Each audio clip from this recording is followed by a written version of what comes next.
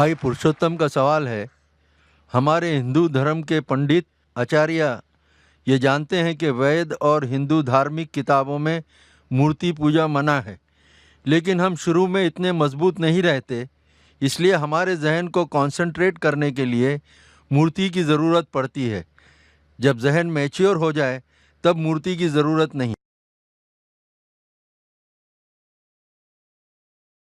भाई ने सवाल पूछा था कि हम जानते हैं हिंदू धार्मिक किताबों में लिखा है कि मूर्ति पूजा हराम है, मना है, लेकिन क्योंकि कंसंट्रेशन के लिए पहले पहले हम मूर्ति का सहारा लेते हैं, बाद में जब हम मैच्योर हो जाते तो ज़रूरत नहीं। अगर मान लो जो आप कह रहे सही है कि पहले पहले इनिशियल स्टेज में आपको ज़रूरत है मूर्ति की इबादत करने के लिए, बाद में जब मैच्योर हो जाएंगे तो ज़रूरत नहीं, तो मैं ये कहना चाहता हूँ कि हम मुसलमान ऑलरेडी मैच्योर हो चुके हैं, हमको मूर्ति की ज़रूरत नहीं इबादत करने के लिए।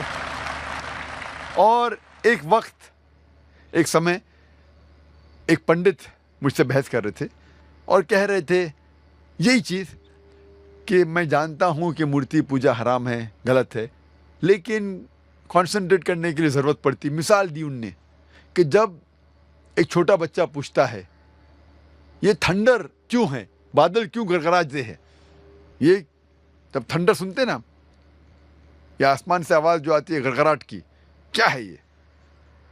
तो पंडित कहने लगा हम कहते हैं बच्चे से, क्योंकि वो नहीं समझ पाता है, कि आई माँ चक्की पीसती है।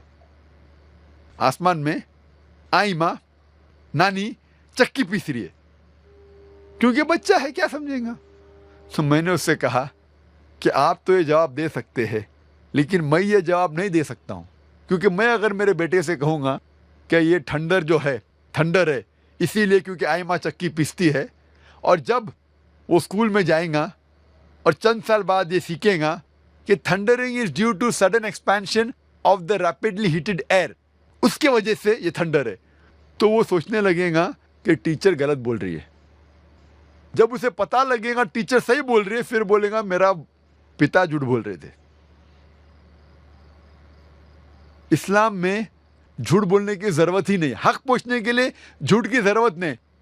हमें साफ साफ कहना चाहिए, हमें कहना चाहिए अच्छे अंदाज में क्यों थंडर होता है। जब गलत जवाब देंगे तो कल पकड़े जाएंगे और फिर सही नहीं होगा। हमें अच्छे अंदाज में समझाना चाहिए हमारे बेटे को। अगर हमें नहीं पता क्यों है तो बोलिए हमें नहीं पता, लेकिन आज के बच्चे पूछेंगे अब्बा आपको क्यों नहीं पता, वो हमें मजबूर करते हैं तहकीक करने पे। तो इस्लाम में सफ़ेद झूठ भी जायज़ नहीं है।